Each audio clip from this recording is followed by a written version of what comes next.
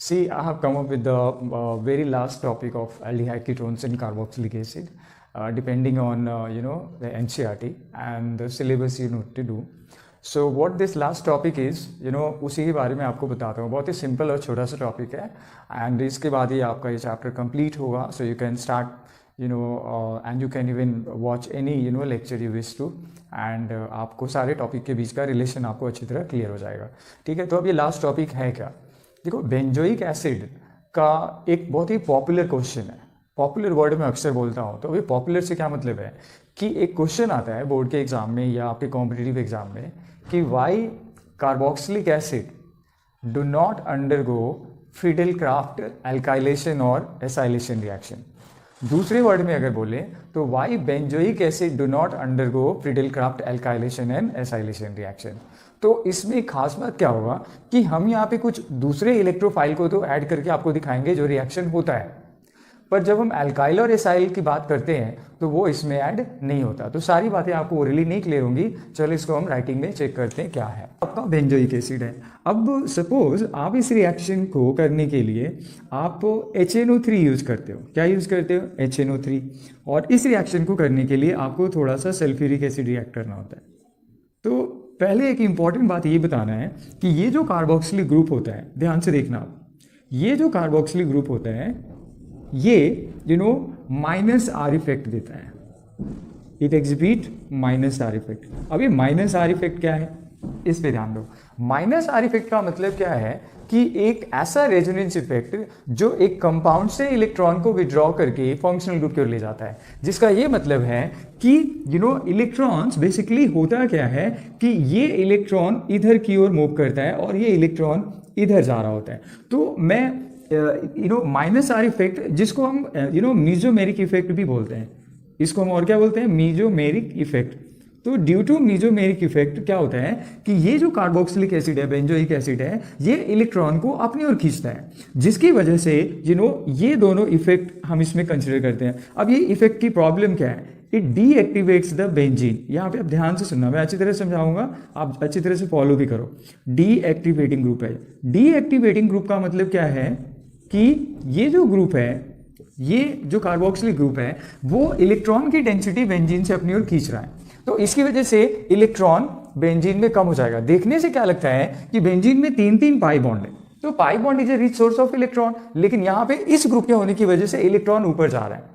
अगर आपको ये पूरा जानना है कि ये माइनस आर इफेक्ट क्या है, वो मैं आपको अलग से लेक्चर में बताऊंगा. आपने 11th में पढ़ा होगा और प्रीवियस कई बार हमने बताया होगा, बट फिर भी अगर दोबारा जानना है तो I will do that as well. अभी आप इस बात पे कॉन्सेंट्रेट करो कि इस इफेक्ट की वजह से ये बेंजीन को डीएक्टिवेट करता है, जिसका मतलब है कि इलेक्ट्रॉन को कार्बोक्सिलिक ग्रुप अपनी ओर खींच लेता है.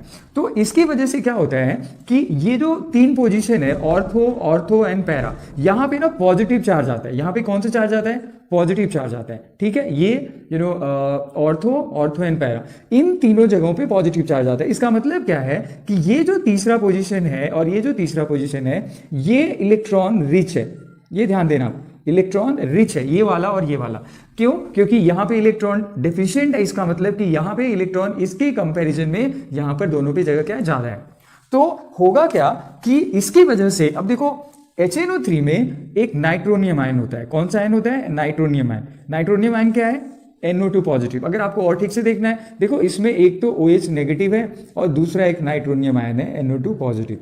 ठीक है, तो ये नाइट्रोनियम आयन, अब जैसे आप देखो ये पॉजिटिवली चार्ज्ड है, तो पॉजिटिव किसके साथ जाएगा? या तो इस थर्ड पे जाएगा या इस थर्ड पे जाएगा. तो फाइनली क्या होता है, इस रिएक्शन से आपको ये प्रोडक्ट मिलता है. ध्यान से देखना, बहुत इंटरेस्टिंग बात है और बहुत ही इंपॉर्टेंट बात है. आपके पास पहले से एक कार्बोक्सिलिक एसिड है, लेकिन अब क्या होगा, थर्ड पोजीशन पे आपने नाइट्रो ग्रुप को इंट्रोड्यूस कर दिया.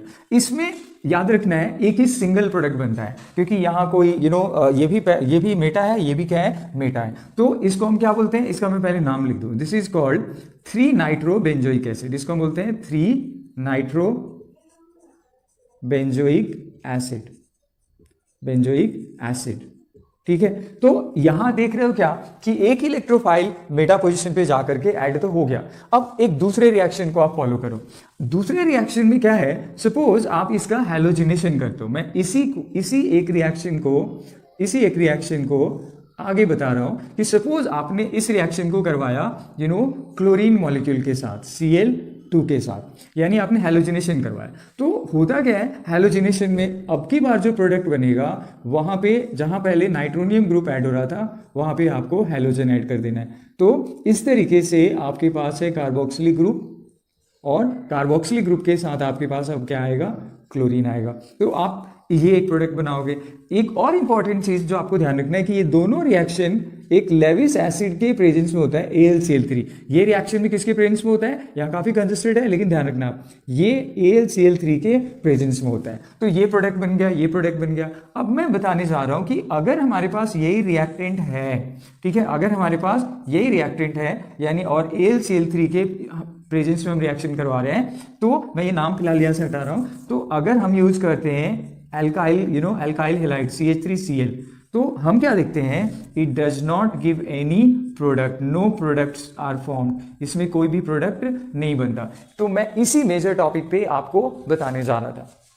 हमने क्या इंपॉर्टेंट बात देखा कि नाइट्रोनियम ग्रुप जैसा इलेक्ट्रोफाइल तो ऐड हो गया, ठीक है, क्लोरीन जैसा इलेक्ट्रोफाइल तो यहाँ ऐड हो गया, लेकिन यहाँ पे एल्काइल ग्रुप जैसा ये जो आपके पास एक इलेक्ट्रोफाइल है ये क्यों नहीं ऐड होता है, that is what the most important part of this reaction is. So let me repeat theoretically, because यहाँ पे आपको कुछ बहुत ही इंपॉर्टेंट चीजों का ध्यान रखना है।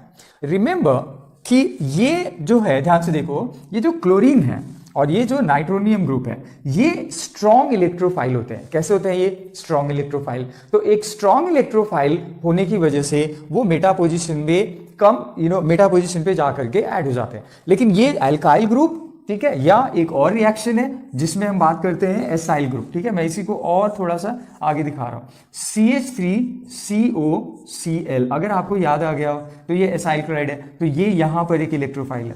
तो ना ये ऐड हो पाता है ना ये ऐड हो पाता है, बिकॉज ये दोनों जो इलेक्ट्रोफाइल है ये वीक इलेक्ट्रोफाइल है। ये क्या है? Weak electrophile. तो because these are weak electrophile, so they can not occupy the meta position in the benzoic acid, but chlorine and nitronium ion they can occupy the meta position. अब आप कहोगे यार ये कैसा रिलेशन निकाल के दिया कि एक पर्टिकुलर इलेक्ट्रोफाइल बेंजोइक एसिड में मेटा पोजिशन पे जाके जुड़ गया, दूसरा भी जुड़ गया, पर हम एक तीसरे और चौथे की बात कर रहे हैं कि ना तो एल्काइलेशन हो पाएगा ना एसाइलेशन हो पाएगा। इसका कारण क्या है?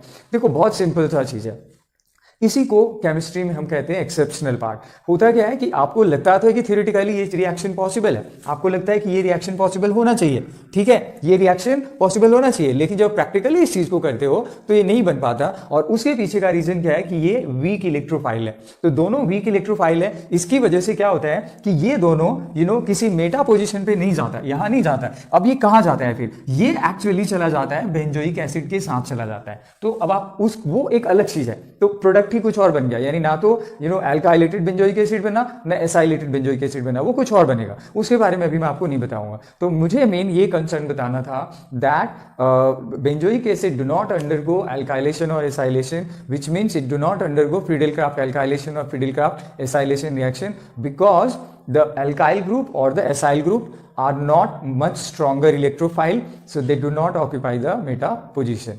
So that was the the major part of this topic.